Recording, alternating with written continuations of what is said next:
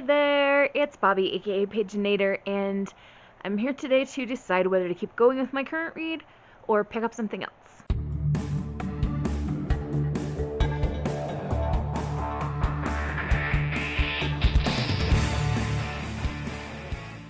So, I am currently reading The Beast Warrior by Naoko Uehashi. It is the sequel to The Beast Player, which I really loved, and I think I'm still enjoying this, but I've had a couple of days where I can't focus. And so I'm going to either continue reading this book tonight or pick up something else. And what I decided to do was kind of a first chapter challenge kind of thing. I've got a few books that came in my recent book of the month haul and a couple of books from Amazon, and I'm going to read the first chapter of each one and see if they are worth replacing this book with. So I will be checking in with you guys after I read each one and tell you what I think and where my reading is going. So here we go. Okay, so the first book that I picked up and read a bit of is Kaiki by Vaishnavi Patel. Sorry, you know I'm bad at names.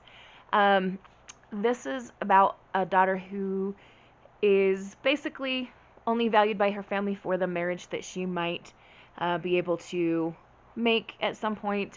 And the beginning is kind of setting up her and her story. It's interesting. The tone is nice and intriguing, and the writing is good so far. I don't know if it's enough to make me want to quit with my current read, but it definitely is something that I want to continue reading at some point. I just don't know if it's today. So let's move on to the next one. I am going to be taking a sneak peek into the X Hex by Erin Sterling. Alright, so the X Hex, it's really cute, and it begins with a girl in a bathtub drinking away her sorrows and saying never mix vodka and witchcraft. It is written for adults, and for that reason I'm probably not going to pick it up today because I really want to have a book that I read this weekend that I can recommend to my students. So I'm going to look for some time later to read this one. And on that note, I have two books that are more middle grade geared, and I'm going to be first looking at Once Upon a Camel by Kathy Appelt, and it has this cute camel on the cover, and we shall just see how it goes. Okay, so this book is about Zada, who is the last camel in Texas, and the first chapter is about Zada's friend Perdita, which is this one of these little birds here, flying toward her frantically going, "There's a mountain that's coming to attack us." I have no idea what the mountain really is, because obviously mountains can't get up and walk towards animals and attack them, but we shall find out if we keep reading.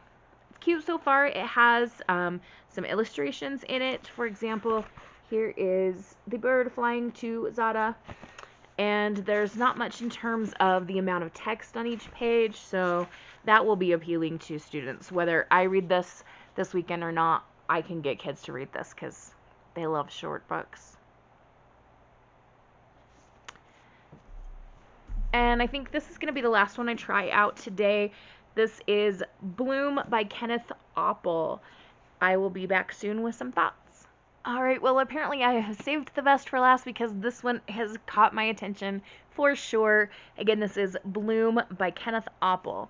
So it says in the dust jacket, it was just rain, but after the downpour, odd black plants began to shoot up. Suddenly, they are everywhere.